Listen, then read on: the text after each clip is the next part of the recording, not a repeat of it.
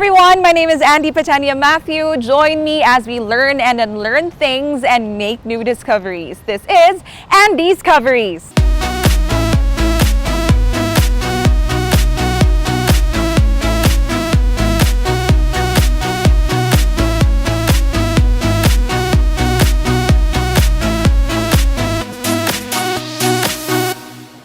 From friends to foes, this has been the unfortunate story of the incumbent mayor and vice mayor of the city of Talisay who are now fighting for the same elective position as chief executive of the city for the May 2022 elections.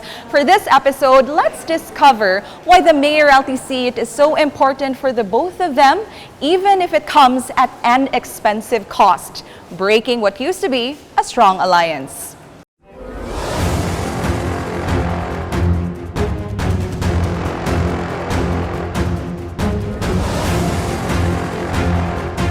Incumbent Mayor Gerald Anthony Samsam Gullas, now at 37 years old, from the local party Team Alayon, earned a degree in Bachelor of Science in Business Management from the Center of International Education in 2009. He then completed a master's degree in Business Management at the Ateneo Graduate School of Business. He served as the Assistant Vice President for Finance and Administration at the University of the Visayas and was also the manager of the school's basketball team, the UV Green Lancers. In 2013, he was elected as representative of Cebu's 1st District and served for a second term until 2019.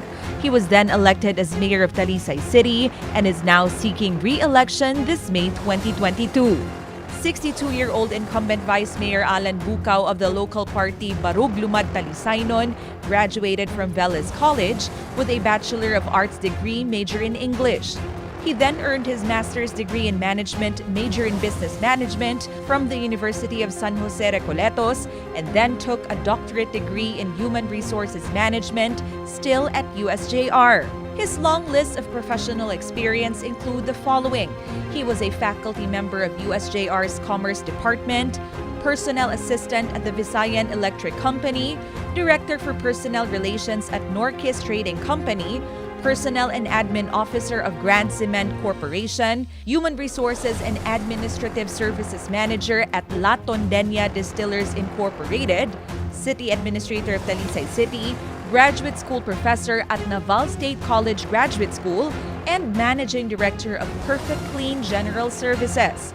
His political career, on the other hand, started in 1976 when he served as Kabataang Barangay Chairman. He was then elected as San Isidro Barangay Captain in 1989 before serving as a 2-term municipal councilor of Talisay from 1992 to 1998.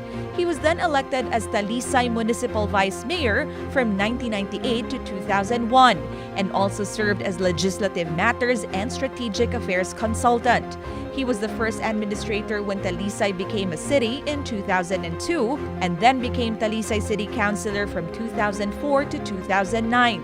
His first term as Talisay City Vice Mayor was in 2010 to 2013 and was re-elected in 2016 up to present. He was also the founding president of the City of Talisay Chamber of Commerce, Trade and Industry and president of the Vice Mayors League of the Philippines Cebu chapter. Among the opening questions we asked was about the Talisaynons' reception to their ongoing election campaigns. Mayor, pipila na lang kaadlaw sa di pa ang pinili ay, how are things going? Well, we're just going through with the motions. Good, of course, every day is a chance since July 1, 2019. Every day is a chance to show the people of Talisay that you deserve to go back or so. I will just take it one day at a time, and each day at a time we try to make impressions with people kung angay ba tayo balik or dili. Kamusta man atong pagsuroy-suroy, Mayor? Ang pulso sa katawhan. I think that we're doing well, but I can never be the judge of that.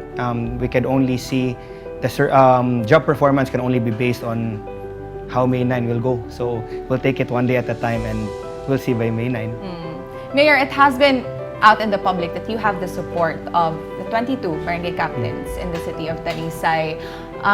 Confident ba ta? No. Sa karong umaabot nga pinili ay? Ako ang baptism by fire was the 2013 election. My grandfather ran. Everyone told him na mudaog siya. Then unfortunately he lost. So that's a lesson I will take with me up until the end of my political career. So, ka nagkumpiyansa? Wag ko'y kumpiyansa. I always run scared. And at the end of the day, the lessons I've learned in 2013 can be used in 2022. So far, Vice, sa imong pagsuroy-suroy, kamusta ang pulso sa katawhan? Modesty aside, moingon ko Miss Andy, very encouraging. Kaya I started my political career in 1992. Wa jud ko makahinumdom nga during sa akong panahon with the group sa PICAS nga kontento mi sa mga tao nga maminaw sa among pulong-pulong. Naagay requirement nga kinahanglan ang mga leaders nga not that from barangay kinahanglan magdagyod og mga tao. So what we call hakot. Pero ang ako, I am very happy to say nga bisag asa ko dapita, bisag gidaog-daog mi nga dili mi makasud sa kanang mga covered courts, dili mi makasud og mga government infrastructures. Pero malipay mi nga bisag unsa kagamay sa among adtuan ang mga tao naa diha. Dili hinakot. Naagod ang mga tao may magpundok. Siguro ako kaybaw nga dili tanan na amo, pero at least dunay naminaw. Mao man importante rather than mo adto kag usa ka area nya makighimamat ka dito, makigpulong-pulong ka dito, nya only to find out nga you're assuming nga tanang tao imo. Nga kanang tao is that from area, pero ang nahitabo di man. They are requiring the barangay captains to bring at least 10 to 20 people from their barangay. So, assuming nga ang tanang naminaw nimo are from that barangay, pero it's wrong. Hinakot to, no? So, mubalik ta atong uphill battle nimo, tinuod dili sa yon ang akong nahitabo ron. But do you think that this is an uphill climb? Well, tinuod, uphill gyud. Who is Alan Bucao compared to Gullas? Pobre ko. Dili ako ang 22 barangay captains.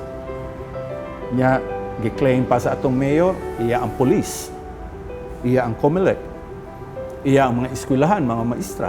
So ang ako, wag yun ko. Way nahibilin ako. Pero deep inside me, nakaibaw ko nga, ang nahibilin ako ang katawhan sa Dakbayan sa Talisay, nga dugay nang nangandoy, nga unta, dunay usa ka leader, nga mubarog para gyud sa Talisaynon. Miss Andy, makaingon ng guta, Miss Andy, nga kanang dili diya sa tanang panahon ang dili taga Talisay makasabot kung unsay problema sa Talisay. Kung unsay problema sa Talisay. So, mao na akong giingon nga bahala nag-iya na tanan for as long akong gitan-aw nga ang katawhan sa Talisay di ako. We also tackled the series of events leading to the severance of their ties and whether or not dealing with their former ally, now opponent, has been awkward since the COC filing. But kamusta man ang atong operations? Because of course, aside from the elections, naglingkod pa man gihapon ta to complete the specific term. Kamusta man ang ato ang pakig-alayon? Ako, we just try to try to reach out to as much people as possible every single day, especially sa mga tanang problema na giatubang karon from COVID to a death. I just really try to work every single day. Then at the end of the day, we will never be the judge of how good we are or not. Mga tao lang magbuot niya na Andy. But Mayor, dili siya, has it not been like, let's say awkward in terms of dealing with the Vice Mayor's office after the COC filing? Of course, it's a little awkward, especially after the switch between me and my wife. But at the end of the day, City Hall politics should be put aside for you to give proper services to the people of Talisay. Unsa lang ang imuhang like in defense to the party, Mayor, when katulad usual mong good nang ingon is katong the unfulfilled promise, like the word of honor of the party ba? Yes. What would you like to say in defense to that? I really don't understand why he says that. I know you were with him earlier, but from what I see, I've talked to him. I talked to him during February of 2021. I asked him, the barangay captains don't want you to run for mayor. You have one more term as vice. Would you be willing to run for vice, Rhea as mayor, and Yeyan as konsehal? He agreed. He agreed in front of, then we talked to all the barangay captains, tanang 22 ka kapitan, iyang giingon, mubisi ko ni Rhea. At tubangan sa tanan natong konsehal, niingon siya, mubisi ko ni Rhea. Then 1 week before election, naghimo siya giyang kawilingong grupo. So, there's a lot of ways to look at it. obviously he's saying what it is, but for me, I think things are better this way. So dili na ta magkinto sa isit katao. But what were the lapses on his part nga nakitaan sa mga barangay captains? Oh, I would be not the right person to answer that, Andy. I think the barangay captains or maybe the people of Talisay as well. But despite what they said, you were still willing to have him as vice mayor during that time. I called him 1 week before election. 1 week before filing na magkauban ta. He didn't answer me. Then turns out that he had a whole plan and his own agenda. So I think, but we can deal with X and O's. Unsay he said and she said, he said and he said that. At the end of the day, it is what it is now. And ang ato na lang buhaton mga panyata, di ta manaot. And at the end of the day, the people will decide come May 9. Vice, let's talk about the events that transpired from October 2021 until karon, since the COC filing. How have things been? Like, if I may ask, have the wounds healed from that unfulfilled promise? Actually, natural man na sa politika gyud nga naa ng daghang saad, no. However, wa ko mag-expect nga dili matuman ang saad kay ang nagsaad nako mga institusyon man. Pero moingon ka og ni-heal na ba ang wound, dugay nang ni-heal no ang wounds. Pero ang ato lang di man gyud nato makalimtan na siya. Kay for the last 30 years I have been with the group. I have been loyal to the group. Though there are some instances nga nidagan kong independente, nidagan kong oposisyon, pero for the reason nga puno na ang lineup. Unya nananghid sa kog tarong yun sa grupo. Unya pagkahuman nga nidaog ta, nibalik ra sa tagihapon sa atong kanhiay nga grupo mao nang alayon. Before to sila ni declare ato nga time nga si Rhea Gullas ang ilang pilion as mayor back then, did you have any hints nga mahitabo to, Vice? Wala gyud. Wala gyud ko'y hints or wala gyud na sa akong hunahuna nga mahitabo. Kay in the first place, I was being promised to run as mayor in 2016. Then again, in 2019, unya kaloy sa Diyos, wa man ko'y gihimo nga untoward nga makatawag ang party nga disloyalty. In fact, grabe ang akong loyalty to the extent nga ako'y manubag sa problema. There are some instances nga dunay problema, kita'y mo troubleshoot. Unya 100% ang atong gitawag nga suporta sa atong mayor in terms of legislating ordinances nga gikinahanglan niya. Ibutang nato kini mga special nga mga resolutions nga anging ipagawas. Tanan suportado nato niya. So wa gyud ta magtuo nga mao ni mahitabo. Until such time nga katong though nanay mga gitawag nato na magnas politika ning mga marites, no? Unya dinha na nahitabo nga katong with all due respect katong na ospital siya because of COVID. I don't know, was it a God incident or timing lang yun nga I was informed nga ang atong mga kapitan, there are few of them nga meeting, they decided to draft a mura og silbing agreement nga si Rhea mo ilang padaganon. They came up with a press release nga not one of the 22 barangay captains nga mo suporta nato. Were you informed first or was the media informed first? Ang media may permerong gi-inform. Mao to'y sakit, Miss Andy, kay being part of the group. Naanad manggugugod nga whatever negotiations, whatever agreement, it should start from top. It's not from the bottom. Pero kining panahona, it started from the bottom going up. Unya, in my more than 30 years in politics, in public service, involved in different kinds of kining ingon ining mura og trabaho na para sa politika, para sa eleksyon. Wa man gyud na mahitabo nga ang kapitan mo oy magbuot. It always starts from the top. It trickles down to the kapitan. If and when ang dunay mga kapitan, dunay mga hang-ups o dunay mga concerns, kinahanglan diri pa sa taas i-clear na gyud na. Pero kining panahon na lahi. No, lahi ning nahitabo. Pero mao na itong giingon nga basin mao sa na style of leadership ang iya. Unsay mo ikasulti, Vice, nga according to Mayor Samsam in an interview last year, murag ang iya ko nung murag turning point was katong kaning terms daw nimo, Vice, nga top ug bottom. Like murag just emphasizing the disparity ba between ubos ug taas. Murag mumonto yung giingon nga murag di siya ganahan nga duna bitay difference kay kung public servant or leader ka, walay ubos ug walay taas. Mo daw tong ang iyang issue. Dili man na way ubos walay taas. Wa man ta mo ingon nga kung naa sa ubos, kung naa ka sa ubos, dili ka paminawon. Pero sa hierarchy of leadership good, ang imong decision making should start from top. Nya imo nang i-trickle down dito sa ubos, nya kung dunay mga problema sa ubos, then i-manage na to. Dili man na ingon nga kanang giingon nato nga dili siya mutuo anang from top to bottom. Ang iya is from bottom to top. Sumabitaw na hitabo diri sa Talisay. For example, if I'm going to implement these laws and ordinances, do I have to consult my barangay captains nga, uy, ako ning i-implement ha? Despite the fact na nakakita ko nga this is very disadvantageous to the city government of Talisay and to the local government as a whole. Dili ka na mahitabo, no? There are some instances nga mo konsulta ka. Pero it doesn't follow nga kung unsay resulta sa imong gikonsulta, mo'y mahitabo. No? Samo sa legislative, parte sa legislative. We are crafting ordinances, no? It doesn't follow nga kung imong i-present ang ordinansa nga tus katawhan, unya ang katawhan mo ingon dili mi uyon yan na. Dili na mahitabo kay do naman kay gitawag naton goal. Do naman kay objective nga gusto nimong ipalusot ang ordinansaha. So sa ato pa ang mahugay ini nga wa kay imong kaugalingong baruganan, no?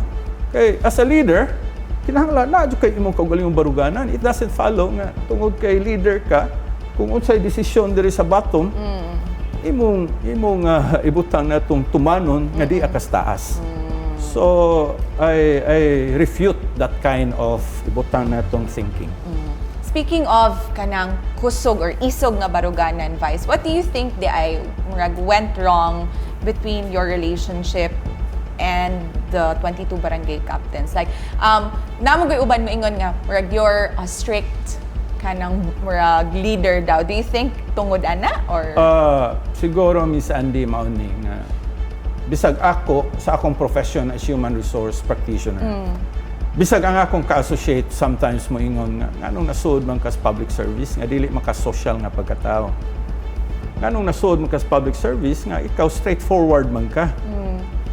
Serious man ka. As far as my relationship with the barangay captains, quote-unquote, not a single request of the barangay captain was being denied. Bitagaan ako sila sa tanan nila nga gusto, unsay ilang request na ako, nihatag ko nila. Pero in politics good, usahay i-set aside man natong loyalty. Ang perming magpatigbabaw man ang giingon nato ang atong interest, personal interest. Maybe there are some barangay captains siguro nga naaslay interest, personal interest nga if and when Alan would become the next mayor, basig mawagtang ang ilang gitawag nato nga the usual nila nga gimbuhaton. Pero modesty aside, ang ako ra gyud is I am not for the barangay captains, I am not for the mayor, I am for Talisaynons. We then clarified stories on why the Gullas couple switched places in the elective positions they are running for, which, according to news reports, was because of the alleged attacks thrown by the opposition to the incumbent mayor's wife. So why are you seeking re-election, Mayor, as mayor of Talisay City when the original plan was to run? Every single day, every single night, when I go around, I tell people na I had so much plans for the city of Talisay. Kung mauni akong nabuhat sa kong primero termino, even with COVID, going up and down, even with Odette, nihangyo lang ko one more term, na another term na makalingkod ko, hopefully without COVID and Odette, para makapakitang gilas yun ko unsay mabuhat na ko isip mayor. Si imong wife, Mayor, si Ma'am Rhea, how is she preparing for the role as Congresswoman, especially that she's running unopposed? Yes. Actually, she's running unopposed, but she's going to the district every single day. We have the support of all the incumbent mayors. So it's more on coordination with the mayors and asking how we can help them give their duties and responsibilities sa ilang respective LGUs. So more on supporting role gyud ta when it comes to that. But for the record lang, Mayor, what's the real reason behind the switch sa inyo? Because at the end of the day, what happened was it was Rhea. It was Rhea versus Vice. And we were confident. We were confident with the surveys that was going on. But I told Rhea, issues will come. As long as issues are political, tubago na to. Daghan kay may issues sa political gitubag. But when issues become personal, when issues become below the belt, I think it's the right time that na mag-switch me. And at the end of the day, nag-switch me, and hopefully its surveys are much better now also. What do you think of the switch that happened, Vice? According to Mayor Samsam, he did it to protect daw his wife, Rhea, from the attacks daw that were fired against her. Do you think nga kung si Rhea ang tatoy mong ikakontra, murag, you have the upper hand in these elections? Dili usa ta maghisgot kung kinsay mo daw if and when si Rhea pa akong kontra. Ang ato lang hisgutan siguro kanang iyang giingon nga kanang mga atake. Siguro nindot sa siguro nga kung doon na siya yung mga tapes, doon na siya yung mga recorded attacks, iyang ipasalida o iyang ipapaminaw sa mga tao. Kay with honest to goodness nga pagkasulti, wa gyud mi mga atake sa iyang asawa. Dili man na atake kung moingon ka taga Talisay ba si Rhea. It's not an attack, it's a fact. Kung moingon ka, unsa may kasinatian ni Rhea sa panerbisyo sa Talisay. Dili na atake. It's not an issue. It's a fact. Moingon ta nga, Rhea was registered in 2019 pag minyo nila. It's not an atake. It's not an issue. It's a fact. So, usa sa laing pangutana, Talisay has been a city for more than 19 years. Last year or 20 years. Soon, ang Mandanas ruling mo i-implement na by 2022 after this election. Sigon sa among nahibaw-an, per Department of Budget and Finance, kinahanglan kung magbutang gali kag mayor, unya with this Mandanas Garcia ruling, kinahanglan ang mayor eksperyensyado. Kinahanglan ang mayor taas na kasinatian.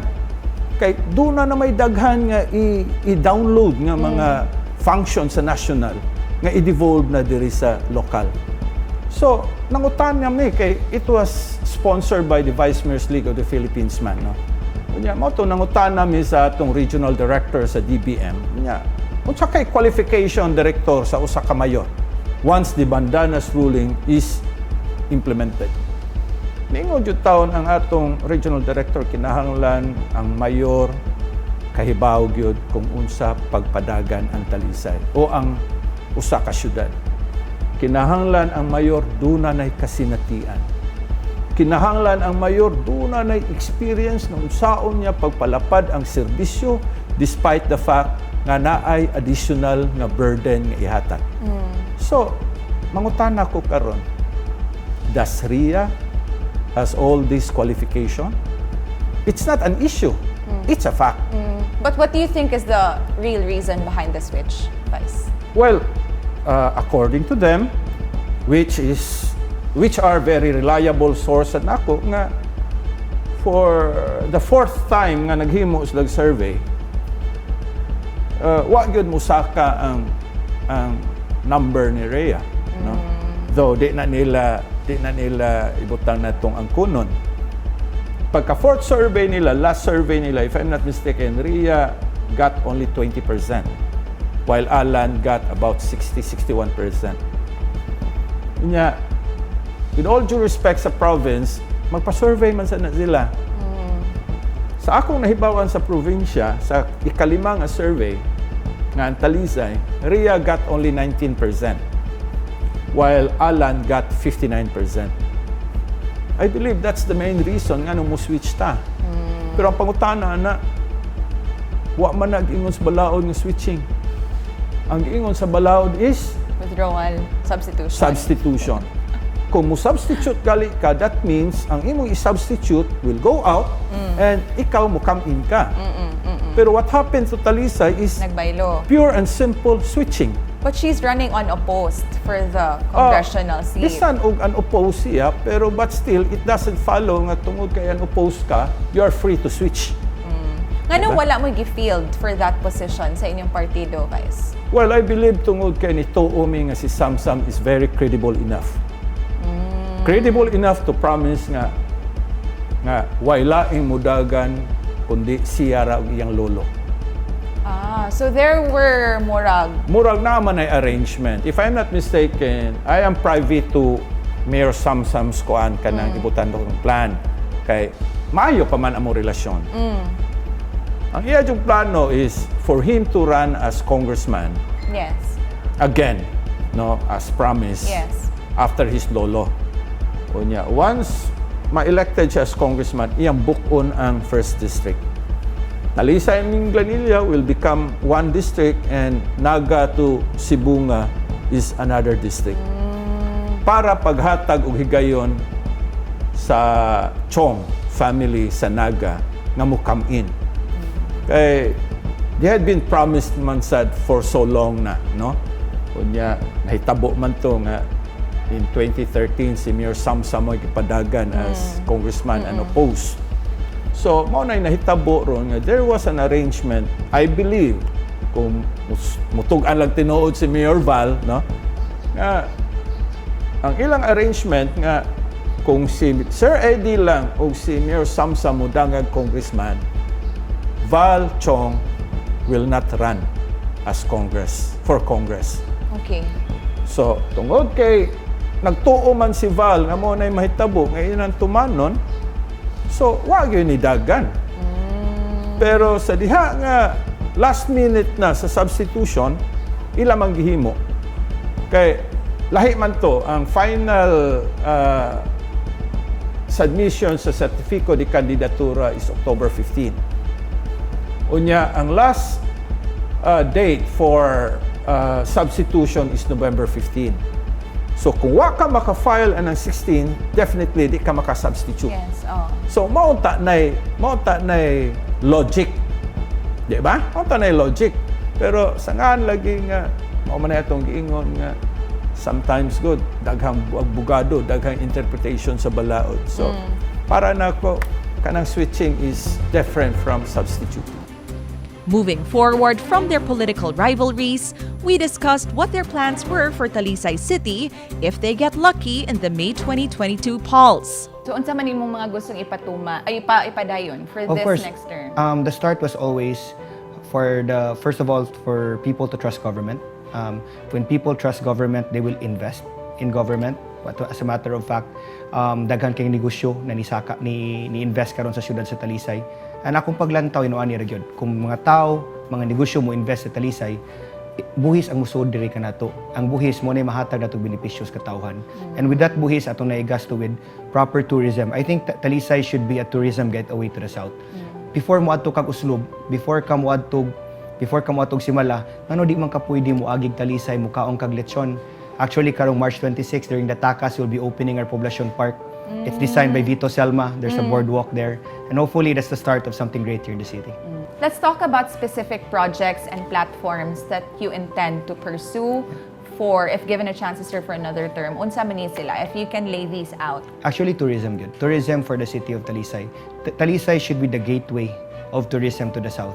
We have to advertise our lechon. For me, we have the best lechon in the province of Cebu. And we can advertise that for people to come here as well.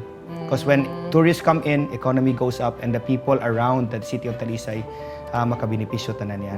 Asa dito nagkuwang, Mayor, aside sa advertising sa kuan, sa lechon, asa pa man ta nagkuwang, Morgan? Which specific areas pa ta kinahanglan mo puno para mas mapalambo ang turismo sa We wanted to start this term. But unfortunately, COVID happened. Odette happened.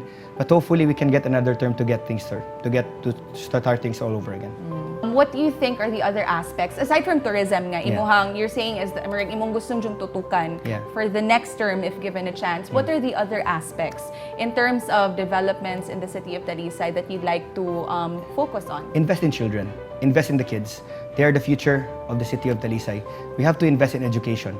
We have to invest on more national high schools, more classrooms, and I think that's the start. Lisod kayo mag big ticket project using government funds when we cannot even build a better generation for the years to come.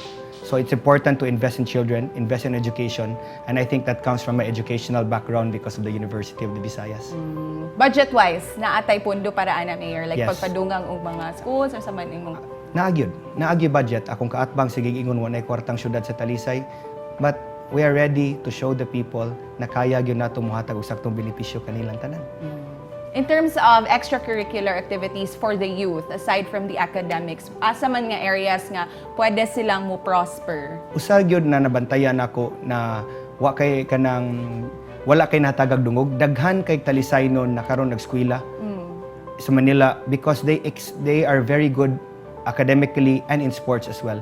I think sports tourism is very important in Talisay. Daghan kay tag mga athletes na naabot sa mga lagyo na mga lugar because of their talents. One example is R.R. Pugoy who represented the Philippines and represented Talisay in the first place. So sports is very important because aside from academics and scholarships na makuha, sports is a very big part na makakuha sa pag-eskwela o maka-educate kas mga katawan.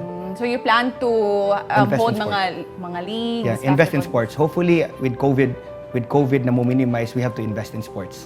Let's talk about your plans for this next term, if given a chance to sit as mayor of Talisay City. Number one is transparency. As provided in the local government code, ang tanan transaction sa usa ka local government should be published. In fact, naagali na sa Book 3 sa local government code nga ang imong budget for that particular year must be published for the public to know. Kung asa kag source of fund, unsay imong mga probable projects nimo for that year. All contracts undertaken by the local government unit, kinahanglan imo jud nang i-publish for the public to know. Mao na primero natong target, transparency. Pakit-on natong mga tao nga we are transparent. Nakita nato nga wa may transparency gyud dinhiron sa Talisay. So you're saying nga daghag mga questionable nga mga ang transactions? ako siguro makaingon, no, it's not for me to tell you or to tell the public na daghang mga questionable. I believe katungod na sa COA, sa Commission on Audit, no, to make it public kung unsay nahitabo sa dakbayan sa Talisay.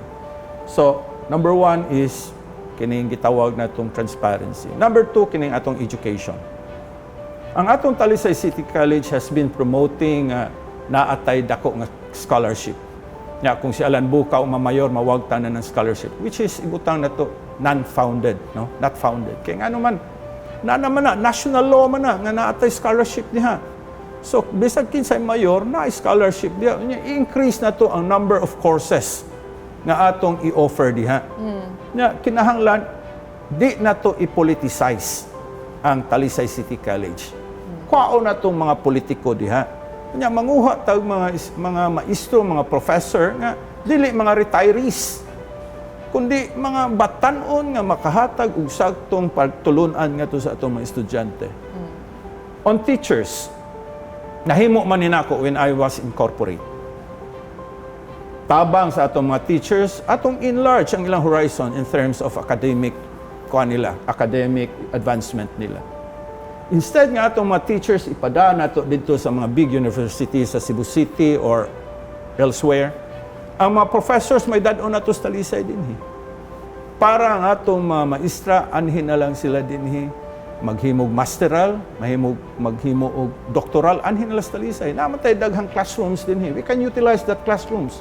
We can utilize the conference room. We can utilize this conference room for our teachers' advancement. Kamusta din ang quality of education at present? Well, moingon siguro ko, I am not the right person to judge kung unsay atong quality of education. Pero how I wish nga ato untang i-distansya ang atong edukasyon sa pamulitika.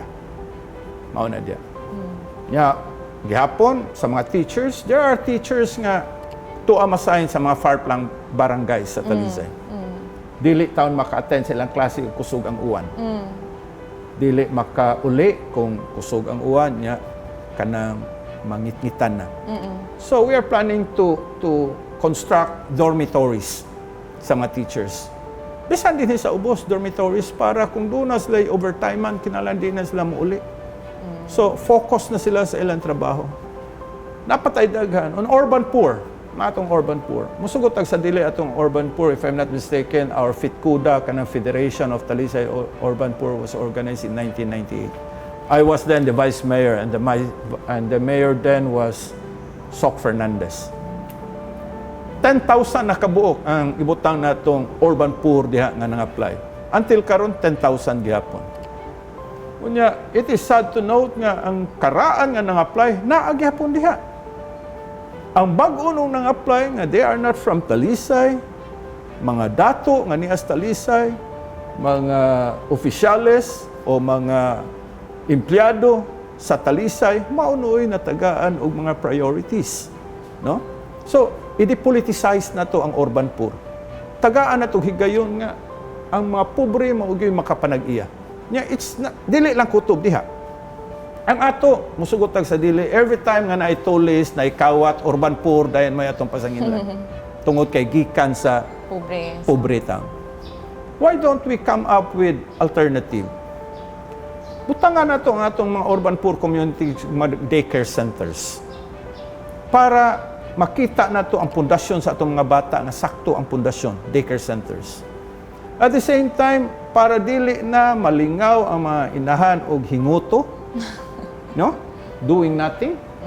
Or ang ilang mga papa manggawas, why can we come up with livelihood program for our urban poor communities? Butangan na to sila livelihood center where they can earn, no? Para sa ilang panginabuhi. Ang atong industriya sa Talisay, the records will show nga I was the one who filed a resolution requesting Congressman Gullas to convert the municipality of Talisay into a component city of the province of Cebu. Naana sa atong record. Unsa may atong plano ana. As a businessman, as a management graduate, nakaingon ko nga whether we like it or not, ang Cebu City is puno na sa industriya. The same with the north, sa Mandaue, Liloan, and the rest, no? Nganong di man nato taga ang Talisay nga mo spill over ang business din. Now, mangutan na ko, what happened to Talisay in 20 years as a city? Naabatay nakita sa Talisay nga ina ay mga industriya nga niso din. Pero kung makadaog ka, Vice, as mayor, will you not see any problems working with Congresswoman Rhea? Siya mo'y pangutan-an niya na. Kaya as far as I'm concerned, I have no problem working with anybody. Pero ang ilang kumpanya is, once makadao ko as mayor, definitely Rhea will not help me. Mo man ilang giingon, nga Rhea is not for Alan.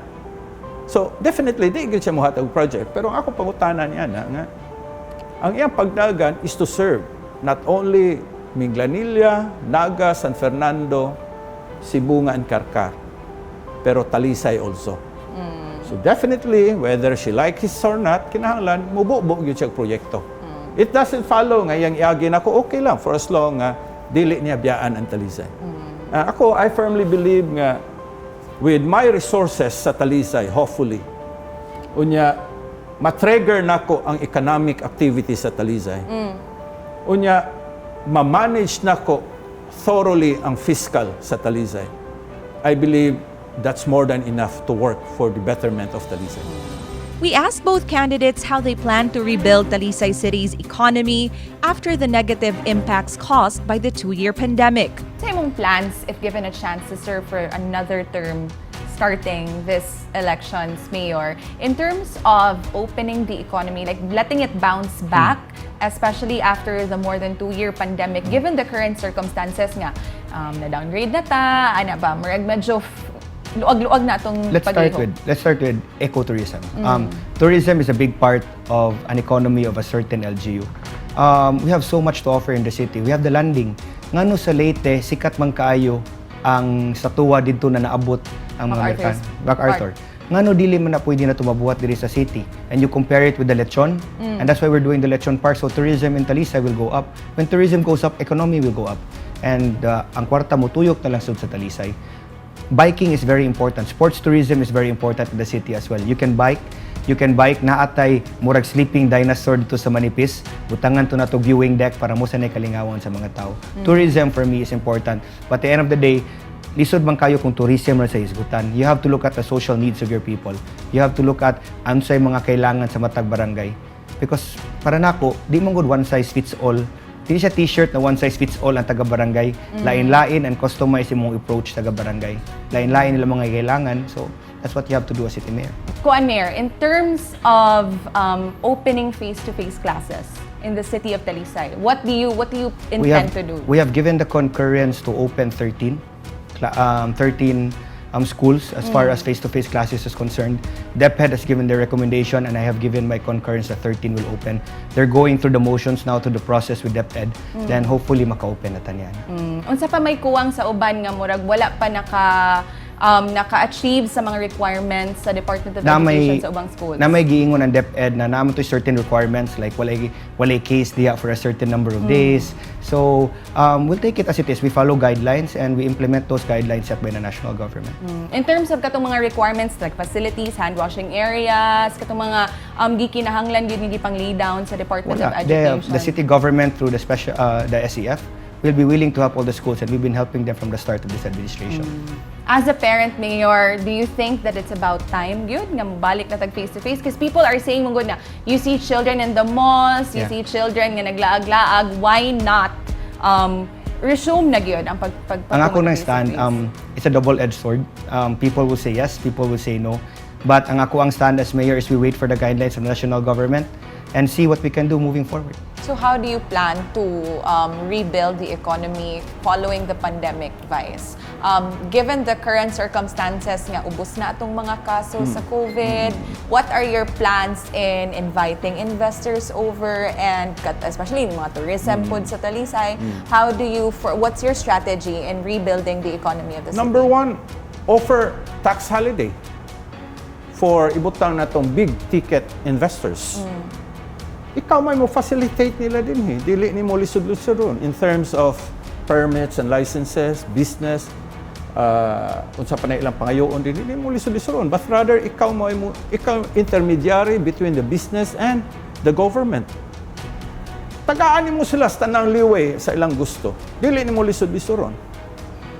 I-full computerization na to ang atong mga departments din sa Dakbayan sa Talisay. Kay once kung imo ng i-full computerization, wala corruption. And I believe that's one of the most important, that is one of the most important item nga nung kasagaran sa atong negosyante magduha-duha og sud sa Talisay. Naatay atong special economic zone kanang SRP. The ordinance was approved mga 5-6 years ago. Kung doon na tayo plano, we could have top PESA. No? We could have top PESA. Philippine Export Processing Zone to manage that area. Pero nga wa man na nato itap, tungod kay wa tay pananaw kung unsa itong gusto sa Talisay economically. Unsa may nahitabo ron diha? Surplus. So, where can you find progress in surplus? No? So, where can you find employment sa surplus? So, by attracting businessmen, by attracting people who wish to invest sa Talisay, ofera ni mo sa tanan, no? Pero why condition? Why mga under the table conditions? Ofera ni mo tanan. Ako, businessman man sad ko. I myself. Kay ba ko asa ko dapitan ako ibubo akong kwarta. So, mao na akong ingon nga di lang nako i-elaborate kay wa ra ba gyud na mahitabo nga dunay concrete nga plans and programs ang Alayon for more than 30 years. Ang amo ra yung perming ipangumpanya atong congressman, atong gobernador, atong presidente. Pero as far as nitty-gritty kung unsa imong buhaton wa gyud na. So, ako I want to open Talisay to business opportunities. Both aspirants were given a chance to discuss what they would prioritize during their first 45 to 100 days in office if elected. What would you first do within your first 100 days in office or 45 days in office? Ang ako naman, I don't think it's a question what I'm going to do. It's more on what will I continue as city mayor and that's what I intend to do.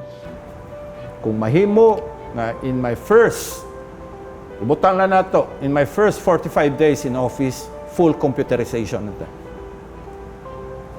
door-to-door ang processing sa atong business permits. Virtual. You don't need to go to City Hall para mo apply through Verb. Tanang paagi atong himuon. So muna mo prioritize Mao na in your ato first i-prioritize, 45 days, yes. if given the chance. 45 days. We then asked each candidate about their solutions to problems faced in Talisay City, starting with their plans on addressing the city's heavy traffic in several areas. How about the traffic problem in the city? What are your solutions to that? Ang ako na ramang yun is traffic.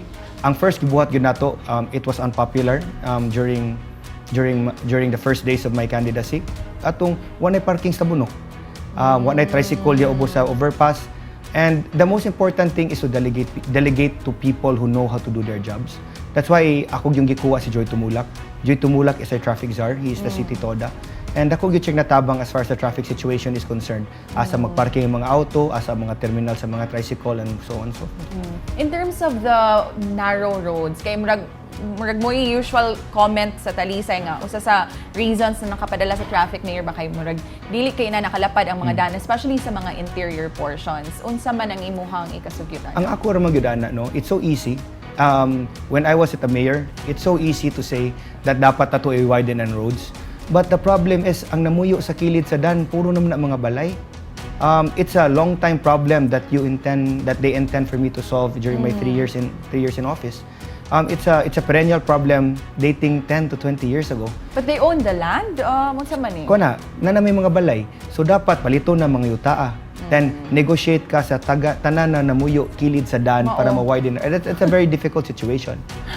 Sa man nato na mayor pag-address mo rag hinahinayon ni silang storya. Hinahinayon og storya, but ang importante ra gyud is that makakita lang gyud sila na naay gobyerno kalihok. Naay traffic enforcer diya na muhandle sa traffic, di makapatakag park ang mga tao. Ang importante gyud naay gobyerno. Ang importante gyud para kanako is that people will feel government. And the only way to feel government is if you feel government outside of City Hall, in the roads, in the barangays, etc. How about kani mga kolorom nga mga tricycles, Mayor? Do you think nga contributory factors na siya sa nagkahuot nga traffic sa dakbayan? But you have to put it this way. Walay jeepney nagtuyok sa City of Talisay. Tricycle is the main source of transportation in the City of Talisay. So, how will you expect people to go around Talisay kung mag-iskot sa ka na imong tangtangon ng tricycle? So unsa man like pag-regulate lang siguro, Mayor? Yes. Actually, we're in communication with the tricycle drivers. We know that they are the main source of transportation, and I think they should work together with the government for the benefit of everyone, especially their consumers. Your solutions to the following problems. Number 1, traffic. What do you think is the best solution to address this? In 2010, I was very privileged nga gihimo ta as chairman sa City Tuda. I was the one who crafted that City Tuda code. Na-control man natong traffic ato. In fact, pila ray akong tao ato, 45, 60 ra ka traffic enforcers, while karon more than 200 or more than 180 traffic enforcers. Ang ato lang is just to implement the law. Unya, atong tagaan og higayon ang atong mga maumanigod sila gitawag natong mga niya sa ubos ba. I-reclassify lang nato. Kini mao ni agianan sa tricycle, kini mao ni agianan sa atong mga e-bikes, kini sabal-sabal. I don't believe nga kini mga tawhana dili ni mosabot. Kaya ako naman ang naistorya. Nya, kwaon taning mga gitawag natong mga wa mamalit og permit, wa franchise, mga kolorom. Kwaon nato sa daan. Karon gud kasagaran dihang nakapahimos wa may franchise. Pero dili ka mahadlok, Mayor, nga advice nga basig that would be used against you sa mga current nga mga tricycle drivers? Dili man siguro for as long matawag na to matagaan lang nimo alternative solutions. Supply and demand. Kung ang imong tricycle 2,000 ka buok, unya imong manakaya is only 1,000. Unsa man yung pagpangitag paaging mabuhi mong pamilya? Kining mga narrow na roads nato sa Talisay, Vice. Kining narrow roads nato sa Talisay in 2001 as city administrator. Gihimuan ni former mayor, now Congressman Gullas, og plano nga iyang i-widen. Unsa man nato pag-widen ang mga tag-iyas, mga titulo, ila pa man ang daan. So bisag ako'y tag-iya sa yuta, di ko mo yun, sige kong bayad sa buhis, unya ang buhis akong gibayaran, standan akong gibayaran. So first things first is to mag-inventaryo ta. Kunya, i-adjust na to ang ilang titulo para at least ang ilang bayaran ng buhis dili na as big as the previous nga hastandaan ilang gibayaran. Then, by that siguro, kanang mga tag-iya, mahangyo man na nato, nga i-widen na nato. So, dako ug daghan kay buhatonon ang Talisay. Our next question was on how they plan to solve vaccination hesitancy among Talisaynons. In terms of vaccine hesitancy, how do you plan to address this? Oh, of course, there is vaccine hesitancy. Pero dako na kong kalipay, diri sa City of Talisay, doon naman sa tas 80% ang fully vaccinated sa city. As a matter of fact, one of the highest na sa province as far as senior citizen na fully vaccinated at 74%. But ang nabili na lugod tingali karon ang mga tao na di magbabakuna or hadlok yung magbabakuna. I think trabaho sa gobyerno karon is to convince them para maabot yung tagtaas-taas na porsyento. Unsaon na nato pag-achieve, Mayor? Kanaunin mo? Kanang mga... I think it's about giving real-world examples of vaccines. Kanang importante manggod na naaslay kaila. Naaslay kaila na mo kumbinser nila. Because I've seen it na I think the government has come to a point na nakubinsir na ang tanan na pwede kumbinsiron. Karon mga inagitagtabang silang pamilya, ilang mga amigo na importante kay ang vaccination as far as ang iyang circle of friends is concerned. Last two challenges, may advise vaccination hesitancy. How do you plan to address this if given the chance to serve as mayor? Kana no, depende gyud na sa pagpasabot. Mao man akong giingon nga in fact nagkuha gyud ko og usa ka medical practitioner sa akong grupo. Considering for the last so many years, wa gyud doktor sa konseho. Wa tay gitawag natong konkreto nga programa para sa panglawas. Dili man ko mutuo nga bisag unsa ka gamay ug panghunahuna sa tao kung tarungon lang gyud imong bisitahon sa ila, imong pasabton, imong tagaan sa advantages and disadvantages. I don't believe nga dili na sila mosugot. No? One example, doon ako empleyado. Siya na lang yung pa ma-vaccinated sa akong mga empleyado. Pero gistoryahan, gipakita og mga datos. Mauni. Finally, decided nagpa-vaccinate. Ang ato lang din is, we thought nga by introducing vaccination to the public, nga tagaan nato sa tanang liwe, it's enough. Dili. Balik ta. Let's re-educate sa atong mga tao. Unsa ka importante niya, by re-educating them, dili pinaagi sa social media. You cannot re-educate people through social media. Adto sa ila, istoryahe sa ila. Tun-i kung unsay disadvantages and advantages kung magpa-vaccinate ka. So para nako, wrong approach ang atong gihimo. On environmental issues, we asked them about their plans in addressing the constant landslides in Barangay Manipis. Na-bring up naman gid mo, Mayor, ang ecotourism katong sleeping giant? Sleeping dinosaur. Sleeping dinosaur. Sleeping dinosaur. Asa to dapit barangay? Nasa Manipis. Oh, speaking of Barangay Manipis, Mayor, unsa atong plano to address the constant landslide diha? We are addressing constant landslide. Actually, nanay benching diha karon, even with the constant rain that was happening, minimal kay ang landslide na hitabo karon. Recently kaning Yes. mga 101 Yes. lately. Kaning kanunay nga pagdahili sa atong yuta dira sa Barangay Manipis? Manipis. Oh. Ang nahitabo ni ana kay doon natay developer nga dili kay familiar sa klase sa atong yuta diha. Unya tungod kay ato nang nakalimtan nga doon natay kalikas o natay ibutan natong kinaiyahan nga angay natong protehian. Naamang usahay ni Andy nga kung ikaw mayor ka unya gipasagdan lang nimong developer unya wa kay technical know-how nga unsay mahitabo, so katong developer ganahan sa to siyang naidaghang mudahili kay that's money man, kay mabaligya man na niya ang kuan, mabaligya man na niya as filling materials. Pero kung mayor ka unya you have your consultants, mga geodetic engineers nga consultant nimo, mo'y imong patinon niya na be unsa may atong buhaton para di dani magdahili. Ang problema sa Talisay is we have consultants, pero ang atong consultant are not technical consultants. Mao nay usa sa ibutang nato gamay problema o dako natong problema. So you plan to replace these people?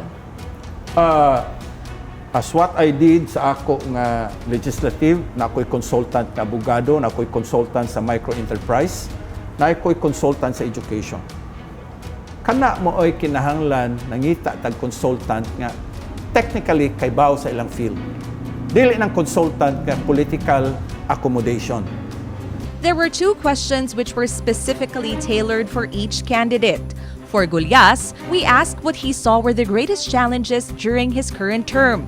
What would you say are the challenges that you've been through, Mayor, in this specific term? You've been through the pandemic, o debt. Yeah. Unsa pa may kalisod nga imuhang naagian? No, every day, whether it's a mayor, it's a congressman, whether it's a private person, every day is a challenge. Ang makapasayon ra gyud sa sitwasyon ang mga tao na gusto mo tabang kanimo. I have good people around me. The department heads who have been there, who have served mayor to mayor to mayor, have supported me fully.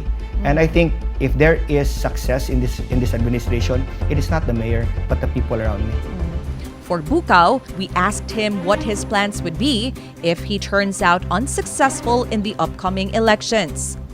Pero, Vice, if things wouldn't turn out in your favor this coming May 2022, are you planning to retire from politics, focus on business? Actually, mo ni akong giingon nga I am the last man standing for Talisay. If ever I lose in this election, moingon ko, then Talisay, dili ganahan ang Talisay og tao nga sincero nga mo serbisyo. Why should I force myself? I have served Talisay for more than 30 years. And nobody can point their fingers at me nga naa ako'y mga binuang nga nahimos Talisay, especially pangwarta. Ang ako lang nga, akong gipresentar akong kaugalingon, pero dili mo ganahan ako, well and good. Doon na ako'y panahon nga mobalik sa akong pamilya.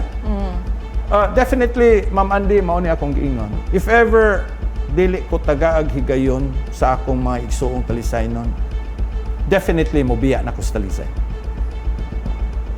Kay musugot kag sa dili. As a resident? As a resident. Kay musugot kag sa dili, politiko gali ka, bisag wa na ka sa imong pagka-politiko, inighuman sa eleksyon, anhaon jud ka. Pero, akong tabangan ang katong mga tao nga nagpabilin nga ni barog nako. For the last question, we asked, why should the Talisaynons vote for you as their next city mayor? Ang ako ramang gyud, ako ang style sa pamulitika, walay pogsanay. At the end of the day, I think the best way is to present myself, present my programs and projects, and ang tao na magbuot niya. Alright, thank you so much, Thank you. Mayor Samsam. Thank you for your time, and as what we always say, to all of the candidates, we wish you all the luck. Thank you. This coming May 2020. Okay. I am the last Talisaynon standing. Kung wa na'y laing Talisaynon nga mubarog, kinsa pa may laing. Kung dili karon, kanusa pa man. Kana ra maoy akong mubo nga mensahe sa Talisay. Unya dako akong panghinaot nga unta inyo nang ibutang sa inyong panunduman. Unya palihog i-appeal ko sa inyong mga pag-ampo. Kay sa ako nang gikaingon nga pobre ang inyong kandidato nga si Alan Bucao. Dili ko poderoso, I don't have the wealth. I don't have billions. Pero na ako'y billions akong kasing-kasing nga mo serbisyo ug na ako'y billions nga paghuna-huna para unsaon pag-usab ang dagway sa dakbayan sa Talisay. Thank you so much, Vice Mayor Alan Bucao, and good luck.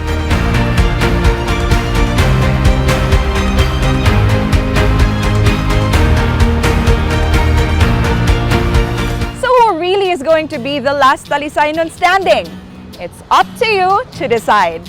This has been Andy for Andy's Coveries.